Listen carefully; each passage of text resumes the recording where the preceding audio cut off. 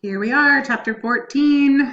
Better late than never, right? I figured you guys could use a break, and so could I. So we'll do 14, 15, and 16 this week. And then we only have 17 and 18 left. So we'll finish before the end of the semester, which is really exciting. So we have first, we're doing young adulthood, social, emotional development, and career development.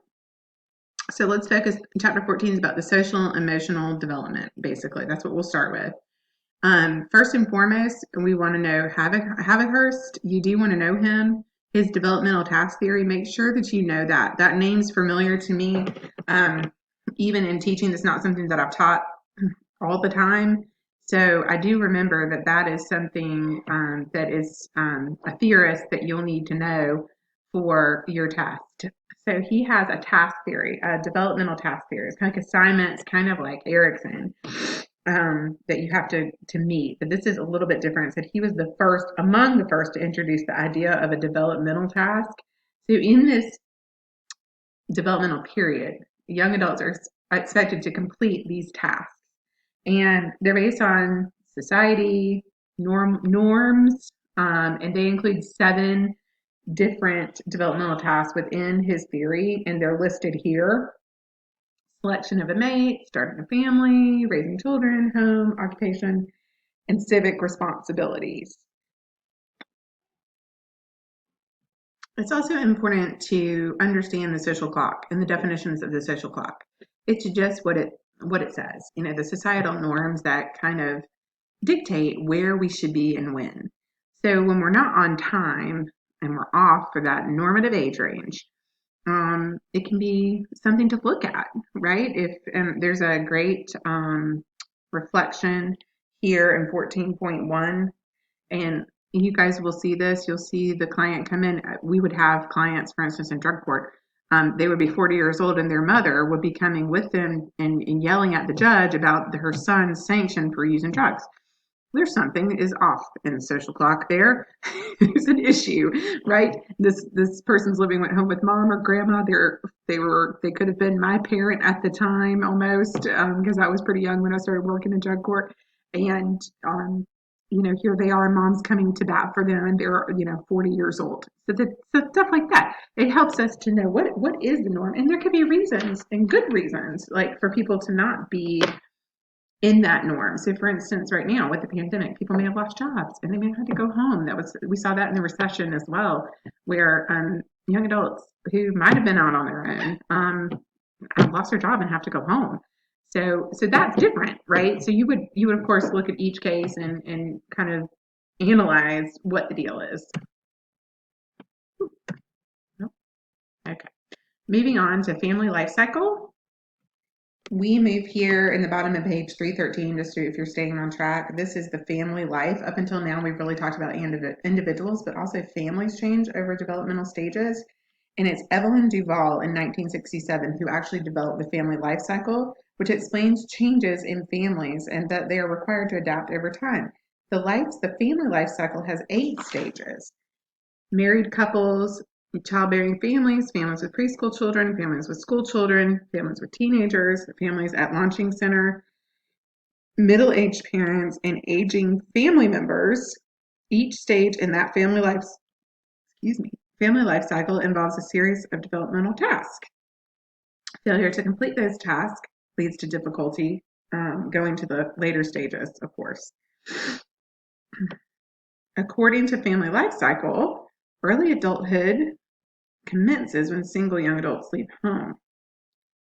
Isn't that interesting, right? So as we leave the home, I'm going to say it in a different way than the book says it, but when we leave home and we establish our own lives as adults, meaning we're not dependent on our parents anymore, whatever that your family system looks like, we then renegotiate our roles with our parents, right? We're more independent, and our relationship changes with our parents. There's a couple of factors that depend on that transition going smoothly. One, the adult child values and expectations are incompatible with parental values and expectations. That could be a problem. Like and also the parents are unable to acknowledge and accept changes when the child leaves, so there can be issues that with that task not being met when those are the problem, right? When, maybe your parents weren't great and they live a certain kind of lifestyle, or you have, they don't make great choices and you change, so you're not super compatible over time and you may not leave your children with them, or they won't let go and won't let you be an adult and they don't respect your autonomy. They're trying to baby you all the time, and it can lead to issues. But once you work through all of that, you can have a deeper relationship that's healthy. Then, when you add a partner in, and whatever that relationship looks like for you, and add a partner in, and that again, you go through another kind of task where you're incorporating both family systems and trying to negotiate what that looks like for you and your both family systems over time. Yeah. I just don't like the way that. And Erickson, again, how many times is Dr. Bill going to tell you need to know Erickson's stages of development? You've taken the quiz, so you know that I was very serious about that, and that NCE and CPCE, they love Erickson's stages of development. And here we are in intimacy versus isolation. I love this stage. It makes so much sense to me. Um, when young adults don't accomplish this task, they become isolated and not able to form healthy, intimate relationships. You can see this develop over time, and you can go back and trace things to this stage. And it's really, really interesting to me. Again, you get so much out of Erickson's stages. You can go back and look at the prior stage and see where that crisis was not mediated, and so they could not move on successfully to the next stage, which is, I think it was identity versus role confusion. And you can see if you don't know who you are and you don't know where you're going or have any kind of clear goals, that intimacy might be hard. So I know there's criticism of Erickson, but for just looking at these different areas of life, these can make a lot of sense to a client and really help in therapy. So Erickson's intimacy versus isolation. If young adults don't get through this stage, they could be have a series of really unhealthy relationships, or get into or not have a relationship. A lot of issues can come from that lead to the next stage of development not being met. Okay, personality theories continued. Here we go. And you see, we had Erickson, we've got Levinson, we've got Valiant. Good to know all of these in the lifespan section. You'll need to know them. And also just helps you, I think, with your cases to conceptualize lifespan development. So we've got Levinson's 6 Seasons. And Levinson is really based on men. It was a study based on college men, middle-aged men, most of who went to college, and instead of developmental phases, it's called seasons. And personality is developed contingent upon the evolution of a life structure, which is a definition, life structure, which is the underlying pattern or design of a person's life at a given time, takes you through all the stages. There's some criticism for this because researchers have provided very little information of young adults who do not attend college. So some criticism there. That's probably something to know, that would the sample, who the sample was based on men who went to college, middle aged. So maybe skewed, wondering what you think about that. Valiant, it's an adaptation to life approach, George Valiant. He also studied personality in adult men. Interestingly enough, we've mentioned Valiant before, but he looked at Harvard undergrads. Makes me giggle, right? It's a pretty narrow sample, right? 268 male Harvard undergrads through the course of their adulthood. And it's not skewed at all, right? But then later on, he did study well-educated women and white youth. Again, how skewed is this? From lower socioeconomic backgrounds. The results of these studies suggested they had a similar progression of seasons. But I wonder what you guys think, right? That's a pretty skewed sample, if you ask me. Okay, wait a minute. There we go. When I go full screen, you can't see the whole thing, and that bugs me. So we've got Gould, we got Alport. Let's see. Oh, and then we're done with these. I know you guys are you're reeling over the different theorists, right? Keep all of these guys in your lifespan development folder, and just remember them for your lifespan development section on the test. We had great results on the test. I think I've shared that with you guys, so you should feel pretty good. We had wonderful results on the CPCE. Only one person had to retake the test, and the person who retook it made the highest score of everyone on the second try, which was pretty cool. So everyone should feel good about their chances to next year when we take it. All right, let's talk about Gould. We don't have to talk much about these, but D is like Erickson, Levinson, and Valiant. That personality development does continue into adulthood. Sometimes we say, oh, your personality is solidified by a certain time, but no, it can change. He develops through a series of 6 stages from childhood consciousness to adult consciousness. And childhood consciousness is characterized by dependence and reliance on caretakers, but adult, on the other hand, involves independence from caretakers, competence, self-understanding, self-reliance. In his theory, we abandon childhood myths, false assumptions, as we grow and we become more self-aware. And he has 2 stages of development. The first stage is leaving the parents' world, which is late adolescence and confronting the childhood myth that young adults will always be dependent on parents. And then they have the second stage of Gould. And Gould says the second stage, as individuals move into their mid to late 20s, they progress through that second stage. I'm quote in the book says, I'm nobody's baby now. It involves confronting the childhood myth that young adults move through life playing by their parents' rules. Many of you know you've already started to challenge that and change into a unique person on your own and have kept some things from childhood and from parents and family, but may have cast some of those things off as well, right? As you grow and change, even in this program, perhaps that's happened to you. All right, and Allport's dimensions of maturity. And I really like Allport, 1961. He is more of a phase and not going through in succession, but more these specific dimensions of maturity that come about in adulthood. And I really like it. There's a nice table of those dimensions, which talks about the extension of self, relating warmly to others, being emotionally secure, having a realistic perception of the world around you,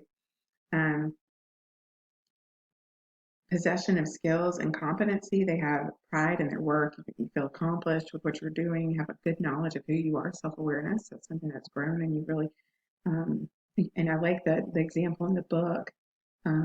You can be 50, but be at the maturity level of a 20-year-old. And that's just what I was talking about with that case earlier, right? Mama was up there crying about her baby going to jail. And he was, he could have been most of our fathers. So he was up there. He's probably older than 40. Now I'm 42. But, he was still very much a child, even a teenager.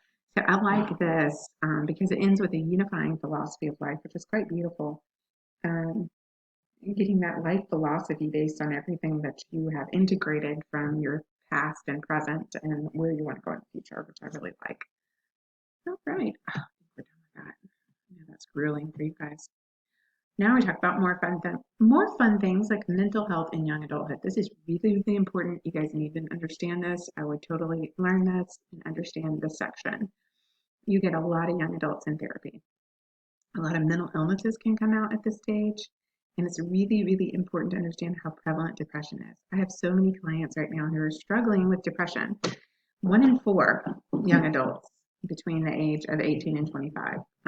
Women are higher risk.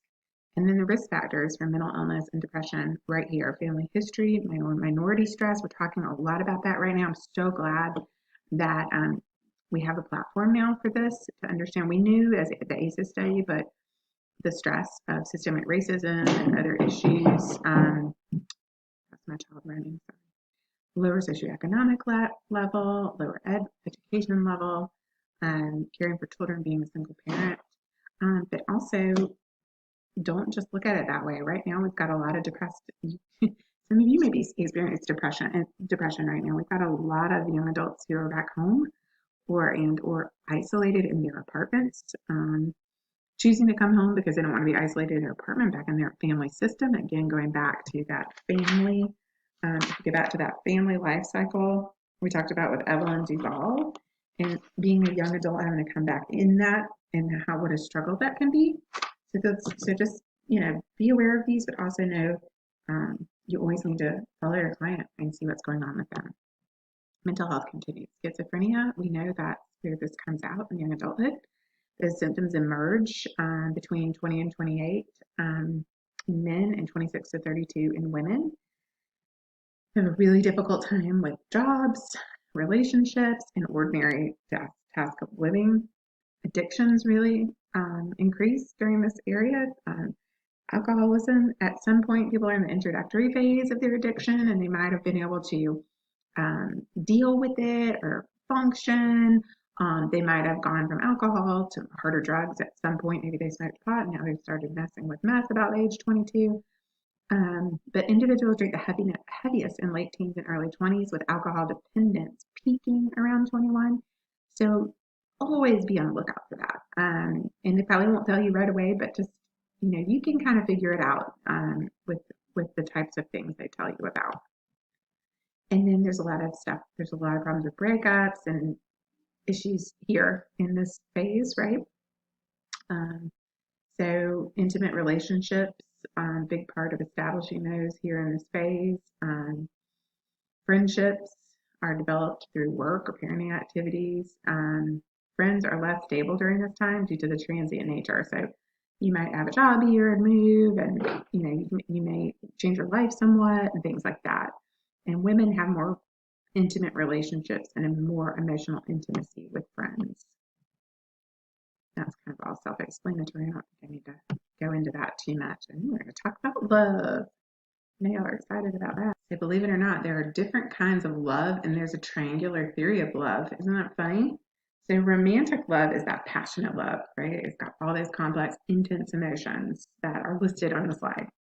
But affectionate love is something that you may feel for a family member or a close friend. It's different. It's not that passionate love that's maybe involves physical connection, sexual feelings. It's different, right? And we all know the differentiation between those two types of love.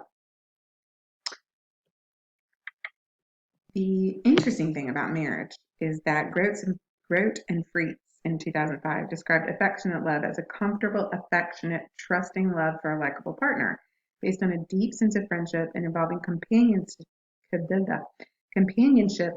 the enjoyment of common activities, mutual interests, shared laughter. Scholars believe that affectionate love forms the basis for many intimate relationships, and that while passionate love predominates in the early stages of romantic relationships, affectionate love is what sustains long term. Affectionate love is more highly related to relationship satisfaction, perceived importance of the relationship, and feeling close in married adults than romantic love. And college students say that affectionate love is more important than romantic love. I'll also go ahead and tell you this is what gets your couples, if you're doing couples work or you see an individual, often gets them in trouble with going outside of their marriage. They may have affectionate love, but it may be waning in some areas, and this other romantic love, the brain actually, with an affair brain, someone who's having an affair, it looks just like a brain that's using crack cocaine because the reward pathway is lit up in the same way. So it's interesting to be able to, I think, explain this to people. And romantic love is fleeting. It's not going to stay like that forever with someone. That's a myth. It's something that happens typically for a year to 2 years, and then it wanes. So there's also consummate love. Roger Sternberg, he developed the triangular theory of love, proposed that love is not simply romantic or affectionate, but comprised of 3 dimensions: passion, intimacy, and commitment. So there's three forms according to Sternberg. So the passion, the intimacy is different than the passion, and the commitment is commitment to the relationship over time. And that is consummate love. It occurs when all 3 of those exist in a relationship. We all aspire to achieve that love, but it's difficult to maintain the 3 components long term. Some may subside and others be more present. And it's the job of you as a therapist to help them kind of get as balanced. They're never going to be totally balanced, but help them to see that, and through whichever theory you're using with them, or we use a SYMBIS assessment. It's a marital assessment at the practice. our marriage and family therapist uses it, and it assesses some of these areas, which is really interesting if you're interested in marriage. Okay, and then we have interpersonal attraction. Obviously, this would be what it sounds like, right? I don't think I have to go into, this is, everyone knows this. This is pretty common sense, right? We have, it just know that it's influenced by three factors. What is up with me today? Three factors: proximity, similarity, physical attractiveness. There you go. Adult attachment is very important in this phase. He's thinking of the forum question here, but I may wait. I want you to think about, first of all, why interpersonal attraction is important, and think about, okay, would you need to know about this? Why would you need to know about this? Interpersonal attraction, first of all. This is your forum. I've just decided. I want you to tell me, why do you need to know this? Why do you need to know interpersonal attraction? And why do you need to know adult attachment? I could tell you, but I'm going to let you figure it out. How could this be helpful when you're doing counseling with someone who's entering a relationship in their stage of life? So I want you to think about that, and I want you to read through these different attachment styles. I want you to know these, and I want you to think about how they contribute to an intimate relationship, and let me know what you think. It kind of tells you here, but I want you to read this really good. This is so important. I cannot tell you how often I see these attachment styles come out in relationships. And when we deal with the attachment wounds, then the relationship gets better. But hopefully you got that. That's your Forum 414. I'm not going to go into details, so I don't tell you the answer. Young adulthood lifestyles. Now I'm singing to you because it's kind of boring doing this by yourself. It's probably boring listening to them as well, but I don't know. Y'all have to tell me. Some of you say that it's somewhat interesting because I say funny things and my son interrupts me, but sometimes I go on long rambles, like you're just sitting here in front of me, which I wish y'all were. Speaking of which, I don't know if you guys have heard or not, but we all apparently have to wear masks, socially distanced when we go back to school, which is fine. At least we'll be able to see each other. My mom said I need you to get one of those plexiglass masks so you could see my face. I just don't know if I can do that, but we'll see. All right, let's go into young adult lifestyles. That was a brain break for you. Singlehood and cohabitation. The number of single young adults has increased in recent years. There's a more acceptance of remaining single and pursuing your career goals, especially, I know when I was 20, I moved up north to Boston and I worked up there and went to school up there. And it was so interesting culturally. No one got married until they were in their 30s. It was unheard of to be married when you were in your 20s. And here I was from Savannah, Georgia, where most people were. I had a friend who was already married that got married when in college educated. She got pregnant with her boyfriend and they got married. But here I was, up there, and people weren't getting married till they're 35, 36. So I always thought that was really interesting influence culturally. And when I moved to LaGrange, I was shocked at the low age range for marriage here versus Savannah even. My friend was kind of an exception to the rule, but most people didn't get married till mid to late 20s in Savannah. But it's just interesting to me to see in different parts of the country what's acceptable. So there are benefits being single. They have the lowest level of well-being compared to young adults who are dating, cohabitating, or married. And we do know that relationships do tend to give us a longer life expectancy. I think that's coming up next. But yep, let's see. Couples who lived together before marriage had lower marital satisfaction, a decreased quality of married life, and were more likely to divorce or separate.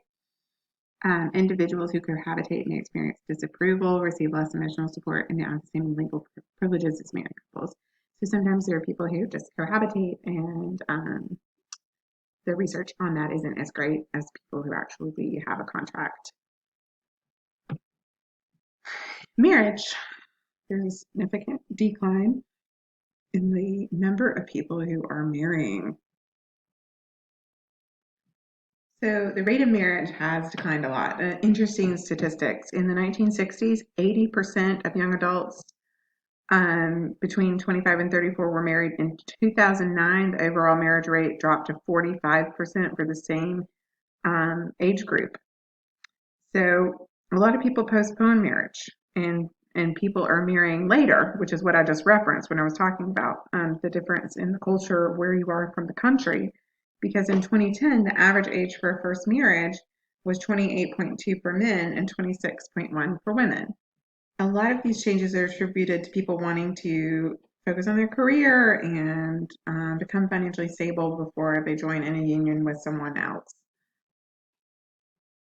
Despite the later age of marriage, most people do marry eventually. 81% of men and 86% of women will marry before 40. But they do vary according to race, SES, and education. In 2008, Asian, Hispanic, and white women were twice as likely to be married for the first time as African American women. College educated are more likely to marry. People who are below poverty, especially African American, less likely to marry. 3 out of 4 couples married after 1990 reported a 10th anniversary, which was 3% higher to couples married in the 80s when divorce rates peaked. That's when my parents got divorced. I don't know if you guys remember, if any of you were around then, but we were, I think it was almost more people were divorcing than marrying at some point in the 80s. I think it was half and half, but looks like things are trending upward for that. More than half have been married 15 and a third 25 years. And marital roles and responsibilities. Also, marriage has changed a lot in the last few years. I mean, now same-sex couples are allowed to marry, etc., which has changed the landscape of marriage and for the better, that more people can get married if they want to and have the union and benefits of that marital contract with insurance and everything else that comes along with being able to have that union. And so that's, I mean, a noticeable difference as well. And that has not been for very long at all, right? Um, Married couples report having more sex and being more emotionally satisfied from sex than single or cohabitating couples. And there are lots of different types of couples that we're going to talk about. There are people with open relationship and swingers. And so let's talk about all those, because at some point you will have some of these types of relationships in your office. And so you have to know about them and understand those cultures. I wanted to talk about affairs and in the marriage, open relationships and swingers. We talked about it just a second ago, but um, again, reminding you that your own upbringing may be very different from what your client comes in with, and just follow them where they are, what they are comfortable with. I've had every kind of different relationship possible that's come into my office. At least one person's engaging in it. And often happy with it and fine with it, and that's not why they're there. Or they aren't, and there's been an issue, and they're coming for that. There's also infidelity that is pretty prevalent, especially right now. It your book says that it's on the downward trend here, or it's not that high. Um, Men, of course, engage higher than women, but the reasons why, here they are: narcissism, psychoticism, low conscientiousness, the degree of marital satisfaction, the length of marriage and opportunity. It can be devastating for a couple, and as a therapist, you will be to be there if you're doing couples, or you'll be there for one piece of the puzzle if you are an individual. The spouse who had the affair done to them may feel abandoned and complete loss of confidence, anger, betrayed, want to get back or do justice. Um, One study found that as a result of this, 34% of relationships ended, 43 were preserved but soured, 6% remained intact but were considered empty, and couples uncertain, and 14% of marriages remained intact and experiencing improvement and growth. So the odds aren't good, but they are possible. Then it goes on to talk about the open marriages and swingers. So definitions of that, and then sexual dysfunction. And that's always an issue that's something that you'll want to talk to your clients about when they come in. If they've stopped having sex, like why have you stopped having sex? What's going on? Is there some kind of physical issue? Is it psychological? Sometimes my trauma victims have trouble with sex. Sometimes men are having impotency issues. They're having sexual arousal disorders. And you see, please read through that. And you should know the DSM-5 diagnosis for that. Another issue for couples is infertility. It's really traumatic when couples are trying to have children and they're not able to. It can be exhausting for them, and they're trying all these different ways to start a family, and it's not working. And then their friends are having babies, and it's just really hard. So just being aware of that and being there and ready to talk to them about those struggles. Gay and lesbian relationships. Between 40 and 60% of gay men and 45 to 80% of lesbians report being in a committed romantic relationship. The research says they're just as satisfied as heterosexual couples, with satisfaction being high at the beginning and decreasing over time, which is normal. Um, they do not assign household labor based on gender stereotypes like we do. Although men do absorb a lot more of the household responsibilities, they still only account for about a third in heterosexual couples, but they do have a lot more than they used to, where women had the bulk of all of it. Now it is a little bit better. But still, this is not the way it is in gay and lesbian relationships. They're also more likely to remain positive during a disagreement, using fewer controlling emotional tactics and taking negative comments less personally. That's really positive for those relationships. All right, and parenthood. People are having fewer children and having them later in life. I am an old mother because I'm 42 and have a 5-year-old. But I wouldn't have it any other way. I think, and that may be different for others, but it's nice to be where we are in life and enjoy the children like we can. Um, Sometimes that's not the case for people, but young couples may prefer to delay until they have the education and career goals and are financially stable. Definitely marital satisfaction can be less after a baby, and there's just a lot, right? And um, there can be higher levels of satisfaction when you have that affection and appreciation for one another as a couple. Non-traditional paths to parenthood, which is becoming more and more common. Gay and lesbian couples, 20% have children. Um, they have greater satisfaction than same-sex couples who remain childless. They're as devoted and capable and as good a parents, and all of that research has been demonstrated. I know several people, couples who are married who have adopted children or have done in vitro and other things for one of them, if they're a lesbian couple, for one of them to have a baby. So there's lots of options there, and the outcomes are really good. And single parents, it's really hard for single parents. It's much harder for them than anyone in a couple. So in a union. So because it's all on them, and the majority of single parents are women who divorced or never married, and they are also more likely to be in poverty and have depression.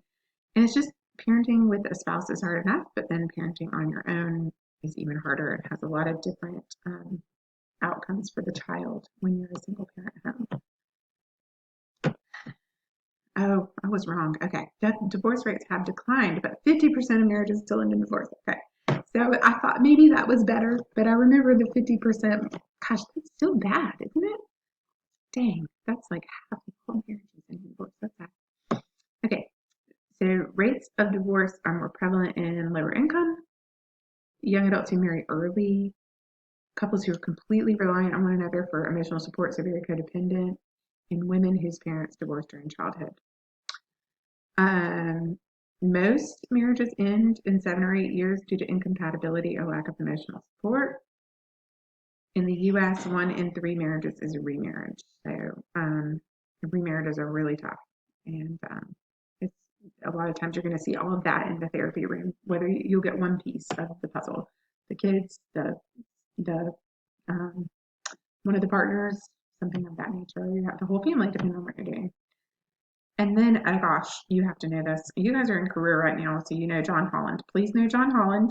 And selecting a career, I'm not going to go into this. because you should have gotten this with Dr. Muller. I'm not going to bore you here with any of that. Um, you need to know the happenstance theory. I'm not going to go into a ton of this.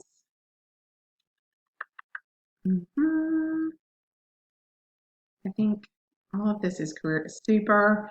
All right, basically, guys, since you have a whole class on this right now, I just want you to know the theorist for this. So just know the theorist, no Holland, no super, know the happenstance, and do know this career development in women and ethnic minorities. Okay, that way I won't keep you on here too long. Just you've had that all semester. I'm not going to just make you sit here and listen to me talk about it. All right, so just know those for the quiz, and that's it. I will post this for you.